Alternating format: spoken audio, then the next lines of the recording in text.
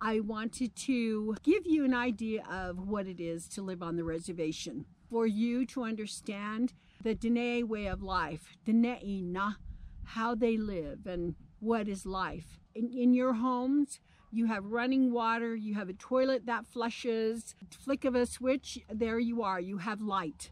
Whenever you're cold, you flick on the thermostat and boom, you have heat. You have a car, you can go wherever you want. The store, if you need food, you go straight to wherever you go, and you have the accessibility at your fingertips. When you're out in the reservation, it was never like that. Even though the government put us out there in the desert, I always say that it was actually a blessing, because it made us hardy people and it gave us strength. There was beauty in what was created, and even though it was, dirt, my grandfather used the dirt and the grass and mix that with water, and the water that they could bring from the mountains, and they would mix that like a cement and put the logs. They had to carry the logs from far away to be able to make the foundation for the hogan and to cover that. And it was a family affair, it was a community affair.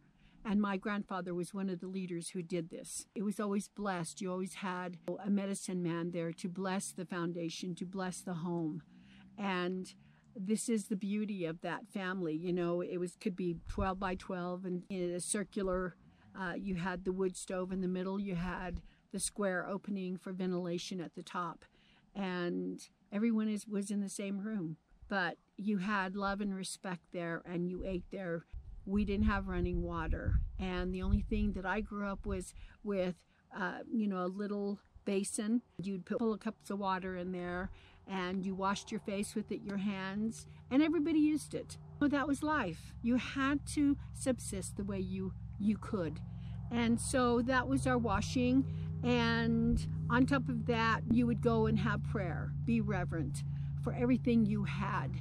Here, we didn't know we were in the midst of poverty. We just didn't know it. The same with the Navajo people. It wasn't poverty. It was life. And to be able to get up, to wash your face, to use your corn pollen, to pray, and to bless yourself. And you were here on Mother Earth. Father Sky was watching over you, and there was so much that was given to you, even though to some from the outside looking in, they're saying, oh my gosh, those Dene people have nothing. They put them out in the middle of nowhere. But actually, in actuality, it was a great blessing. From my point of view, that's my opinion. Because it gave us strength. You look at this juniper tree behind me. You use that dilkis. You use that wood, and it kept you warm. You've already seen my videos of all of the things that you did. You cooked with it, and you pray and you think, I've got some juniper in my hand. Whenever Navajo people are walking, they smell it. Oh, beautiful, it's pungent. And in the long walk in the 1860s, 1864 to 1868, someone out of their clear blue became a runner and knew that this was so important to the Navajo people to survive. And they brought boughs of this juniper to the Navajo people while they were incarcerated. And guess what? Tears of appreciation. They smelt it. This was their life. This is what they knew. They blessed it. They burnt it. They cried and wept. It wasn't plenty out there. They didn't have access to it. They took this and burnt it and blessed themselves to just make it through. It was bad enough you were eating food that you didn't know how to partake of. And many got sick, many died with heartaches. But this itself, the God, that was a blessing. What wonderful thoughts that I have of someone who had compassion and knew this was part of their life sustenance. It gave hope, and that runner brought these boughs to them, and that's just, a part of the living. And so when you're out in the reservation, you have the juniper. And what a great blessing. And you've seen all my videos, the different things that you could do to prepare. You can make jewelry, you can clean the air, and it helps when you drink, but you can boil it and it helps with anxiety. And you know, back then it was for use for PTSD. Now, I'm not the medicine man. It's what the medicine men did for the men. Das ba, yeah, you know, na ba means they fought. And when they came back from the military, they drank this and it helped soothe them and comfort them and bless them. And that is why this is also a wonderful blessing to have, the God.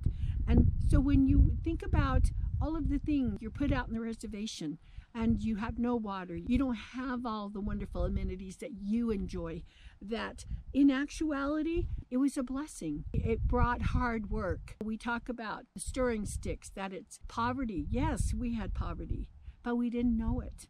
Yes, we had to work hard for the wood. You had to chop it. You had to subsist off the land. There was berries and things like that you learned. They grew their own vegetables, the vegetables that their ancestors, the seedlings that they kept, that they continued to subsist on. Like the corn, they would dry it and they call it neshjiji, and that corn subsisted throughout for the winter. My battery went out, so now I have to re-situate myself.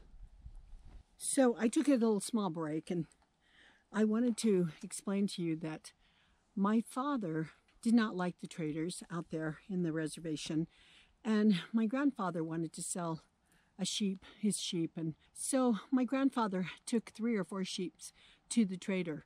The trader said, oh, well, I can't, you know, in the city they're about $10 each. And this trader says, no. He says, I'm not going to give you $10. He says, that's ridiculous. He said, I'm going to only give you maybe $2 or $3. My dad went over there and slammed that trader in the jaw. They became enemies because my father, being learned, understood and couldn't believe these traders, how they would treat the Navajo people. This needs to be heard. These traders are not our friends.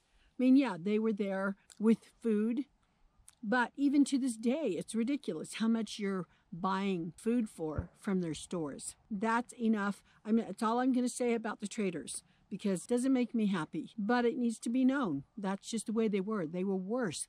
And the other thing that they did, history-wise, and being a researcher, you find out all of these things. The government did the same thing to the Navajos. I mean, to all of the Native Americans. They brought traders out there, and they indebted them because these guys were putting money out there, and they said, oh, you can get all you want, whatever, because they knew darn well they didn't have the means to pay the money back.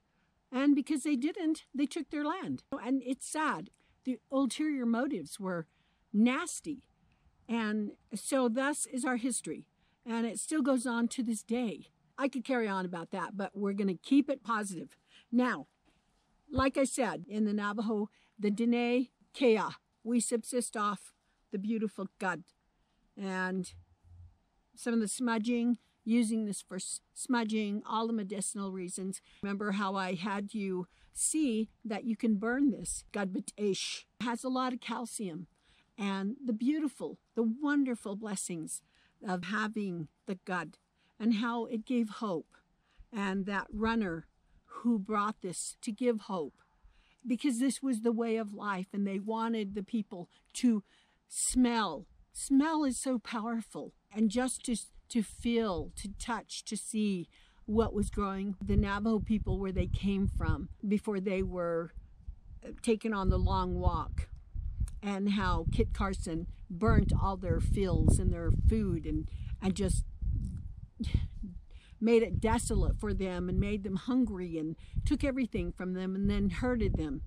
And some say that there could have been about 11,000, people, 11,500. I've heard so many different numbers, and I think mine was totally different too, but history is amazing. One person tells one story and the other one tells a bigger story. I don't know, but we know that many of the Navajos were herded. And so this was so important to them. Whoever gave them is like a lifeline to give them this, to give them hope. And how beautiful that is.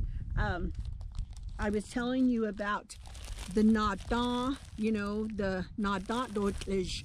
This is the blue corn, and you dry it. You grind it, and we're going to make Navajo blue corn mush out of this. Beautiful. Just another wonderful thing that they subsisted on. And once you grind it, now these are products, if you can tell, it's ground, and then you roast it, and this is what it looks like. And then you can make the blue corn, and you have to add gadbitesh. I told you, burning this, you put this together, and you get magnificent calcium. So then here is, they call it nashjiji. And this is specially dried corn, and you make soup out of this. And then you dry the chili and you grind it and make it. You can put it in the sauce, or you can put it with the soup. You have the beans. Now there's a thing called anasazi beans, little different than the pinto beans, but just as wonderful. And so life on the reservation wasn't always like yours. You know, everything, water running out, the spigot and everything at your disposal. It was a hardship, but it made people hardy and strong. And I'm thankful for my grandparents who suffered. And see, that's the reason why my grandfather, when my father had children and had us, from the town we moved to, it's about almost close to 70 miles. And my grandfather instructed my dad. He said, here on the reservation, we suffer with poverty and and he said, I don't want my grandchildren to go through that. He said, therefore, he said, you need to be prayerful, fast and pray, go to this place among the white people. And they walked with us little kids. I was told that I was a baby at the time. And they walked about close to 70 miles. And camped and walked and camped and walked and made it to the city. And that's where my grandfather told my dad, learn the ways of the white people, join their church, join one of their church, but be careful and learn Christianity, you know, I mean, because we already know it, but learn their ways of how they worship God and learn their ways. You have to. It's coming to that. So my dad and my mother followed and walked here to the rural, once called an all-American city. And from there we came about, and our lives still ended up in the reservation every week. In the weekends, we'd go see Grandma and Grandpa. Grandpa made sure we did not forget our culture. If you can tell, I haven't forgotten mine. Half the time that you don't realize you remember. They say you teach a child when they're young and they remember it when they get older. And it has come back so much to me. And I reverence my grandparents. I reverence my mother and my father and their teachings and how wonderful they are and how good of a parentage I had and my ancestors. I just reverence all of them. And I shared this with you because even though the Navajos, and there are other nationalities who struggled as well, but from my point of view, what I was told, what I've read, what I've researched, the treaties that have been broken, the treaties, just hundreds of them, and so much reneged. It can break your heart, but then again, you have to stand strong. People suffer. And you don't know what I've gone through. No one knows what you've gone through. But you have to be strong. You have a work ethic. You need to make your life and bring constructive goodness into your life. You need to be prayerful, to know you're not alone. You have God. And there's Jesus Christ. That's who all of our sustenance on this earth. It's not always bread and water. The real bread and water is understanding the strength of our spirit. And I can't say enough about that. Because right now, It's like our Constitution is almost hanging by a string. And we have to be strong. But don't depend on the government. Depend on yourself and God. And think about the things you need to do to have storage and to sustain yourself off the land.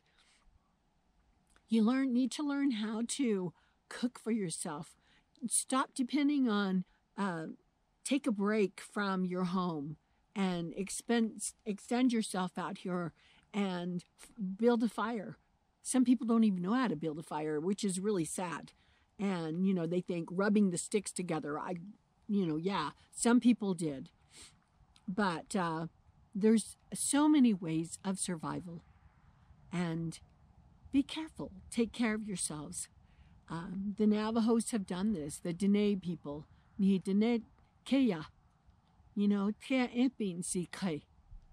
some are at the Yindakai. They're still in it. And my Navajo government hasn't gotten the electricity to our side of the reservation, in the Eastern Agency yet. And it's a sham. It's a shame. You can tell your government so much and they just turn the other way. They're too busy taking care of themselves instead of their people. So that's what happens. It needs to be said. And this should be included in this because it's reality. And Grandma's here with her wisdom. This is my perspective. And I'm very strong that I understand things and that I share it because I need to be a voice for you and to help you through these times, through life itself, to have compassion, to know that you need to remain strong yourself, that even though we were dealt the dirt and the reservation, it was a blessing because I don't think very few people in the cities would survive out here. If this is all you had, it would be devastating for most people. But for me, I joy in it. I know how to take the dirt and to build a hogan.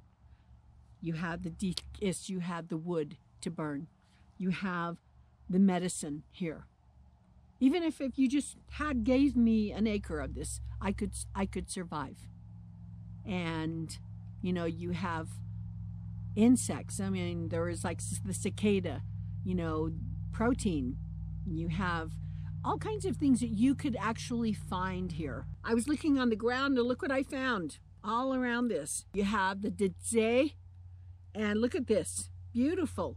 Clean it off, chew on it, eat it, as well as make the beads, inside this. How wonderful. Such plenty. And we need to be aware of this.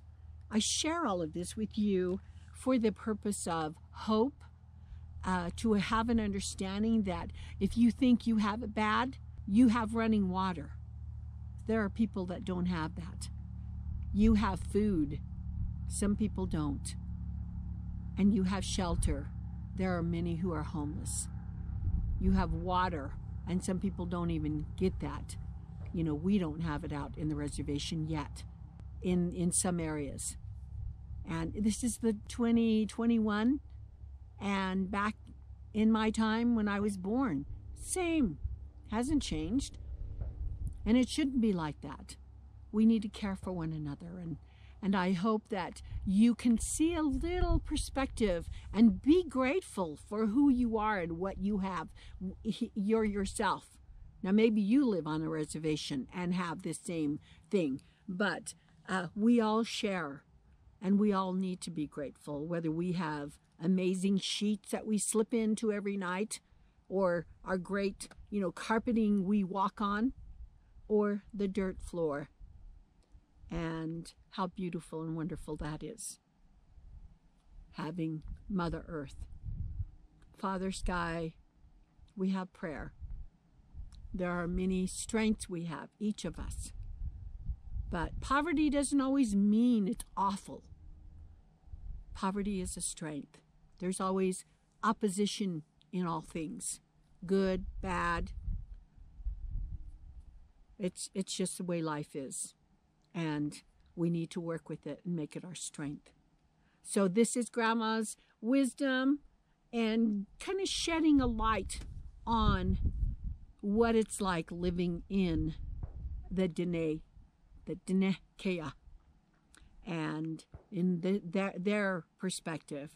I just gave you a glimpse, and there's more. There's so much more. And I will be seeing you in another video. It's not doom and gloom. It's joy in learning how to be constructive, to use what you've been given, and to be grateful. So this new year, let's celebrate. Remember, you take the old, what do? Pa, pa, pa. It makes people laugh when they hear that. You don't have to have smudgers, all the time. You don't have to have all this. Use your hand, good grief. You don't have to have a feather. But if you want, go all the way and get it. But you can cleanse yourself. Roll that out of you and make life happy. And there's so many things I've already shown you that can give you strength and hope. And Grandma loves you. If no one loves you, I love you. And I'm glad somebody up there loves me. And I give that to you. Pray always. You're never, never alone. Know that. I better quit because I'm getting too emotional. But thank you for listening and to impart. And I hope you listen and have compassion for others because they don't have it as good as you. You're very blessed. And with that said, hagone.